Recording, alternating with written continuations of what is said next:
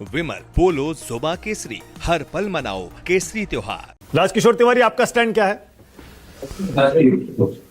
देखिए, जहां तक कि ईडी की बात है कि ईडी ने इस समय जो कार्रवाई की, तो समय पर तो सवाल उठेंगे, निश्चित तौर पर सवाल उठेंगे। इसलिए भी सवाल उठेंगे क्योंकि अभी दिल्ली का चुनाव था। दिल्ली के चुनाव से पहले अचानक बहुत सारा शराब घोटाला हुआ और उसके बाद अब चुनाव निकल गया, तो उसके बाद सारे लोग बाहर है, उसके बाद ये चीजें नहीं है, तो सवाल उठेंगे, इसमें कोई दो राय नहीं है। और मुझे लगता है कि ये वाजिब सवाल है। लेकिन अभी एक बात सामने आई कि राज्य बनाम राज्य और केंद्र बनाम राज्य, इन दोनों परिस्थितियों में आना जी बहुत बड़ा अंतर है। पहली बात तो क्या, किसी राज्य की पुलिस जब किसी तरीके से किस मामले में किसी को गिरफ्तार करने आई थी, तो जो एक ड्यू प्रोसेस है उसके तहत क्या वो जानकारी देकर उसको गिरफ्तार करने जा रही थी क्या?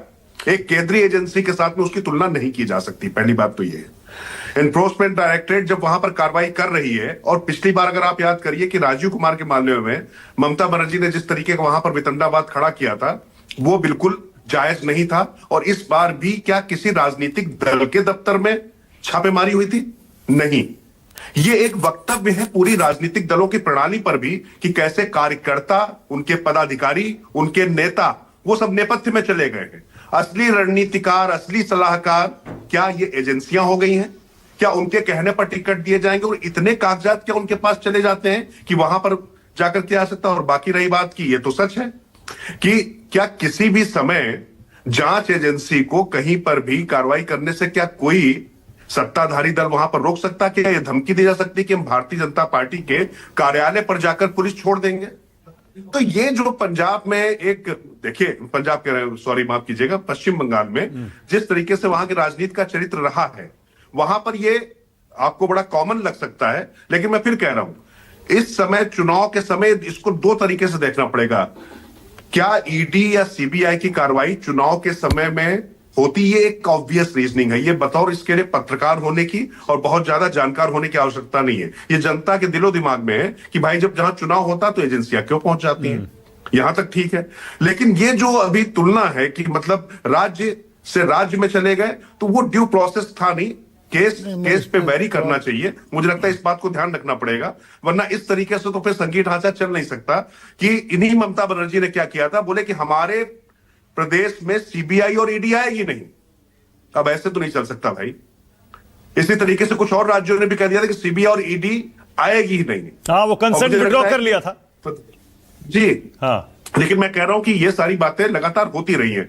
और आप याद करिए कि जिस समय गुजरात के मुख्यमंत्री नरेंद्र मोदी थे, तो उनके खिलाफ भी कार्रवाई सीबीआई कर रही थी ना। उनको बुलाकर उनसे पूछताछ की जा रही थी, वो जा रहे थे ना वहां पर। तो बतौर मुख्यमंत्री क्या उस व्यक्ति ने उस पूरी प्रक्रिया का पालन किया था या नहीं किया था?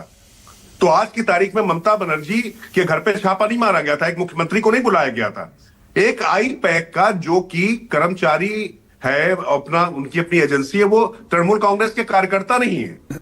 तो इस बात को मुझे लगता है कि थोड़ा सा देखना और समझना पड़ेगा। नहीं, बल्कि ये इंटरेस्टिंग है, ये इंटरेस्टिंग है। बल्कि विनोद जी, ये बात तो सही है कि ममता बनर्जी की टीएमसी के अलावा बाकी किसी राजनीतिक दल ने शायद इस तरह से विरोध नहीं किया। नहीं, कभी नहीं किया इस तरह की कार्रवाई का, इस तरह की रेड का।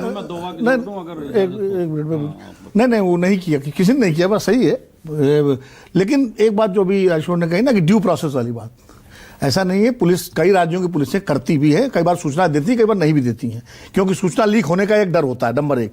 दूसरी बात यह है, जब एक राज्य की पुलिस ने किसी को अरेस्ट किया और पुलिस आती है, स्थानीय पुलिस, तो वो वेरीफाई करती है कि जो पकड़ने वाले हैं वो पुलिस के हैं या कोई अवांछित तत्व हैं। और जब ये वेरीफाई हो जाता है ये फलाने राज्य की पुलिस है, तो उसको जाने देते हैं या ज्यादा कोर्ट में पेश करवाते हैं। यहाँ तो ऐसा हुआ ही नहीं, आपने रोक लिया, मतलब जाने ही नहीं दिया। हरियाणा में जाके पकड़ लिया, छापा, और ऐसे बल्कि पंजाब पुलिस के जवानों को साथ उनके खिलाफ एफआईआर नौबत आ गई थी। तो ऐसा नहीं है, इतना सादा मामला नहीं है ड्यू प्रोसेस वाला, उसके पीछे पॉलिटिकल विल है। लेकिन ममता बनर्जी ने जो किया है, वो कहीं से भी किसी उसकी आप समर्थन नहीं कर सकते। राजकिशोर, हाँ बोलिए।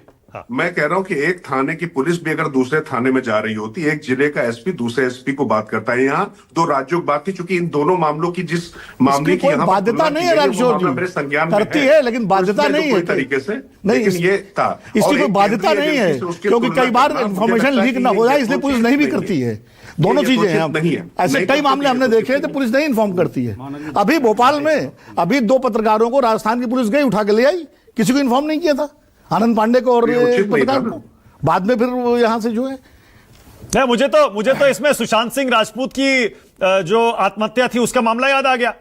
उद्धव ठाकरे की सरकार थी, याद करिए, वहां नीतीश कुमार यहां बिहार में मुख्यमंत्री थे, यहां 0 एफआईआर दर्ज करके यहां से पुलिस भेज दी थी वहां पर सुशांत सिंह राजपूत की हत्या को इन्वेस्टिगेट, हत्या का मामला बताकर इन्वेस्टिगेट करने के लिए। बिल्कुल, वो भी मुझे याद आ गया। वही मैं कह रहा हूं, राज्य बनाम राज्य जो होने लगा है ना, ये गलत है। ओके, ऑलराइट, जरा आनंद दुबे को लाइए अब।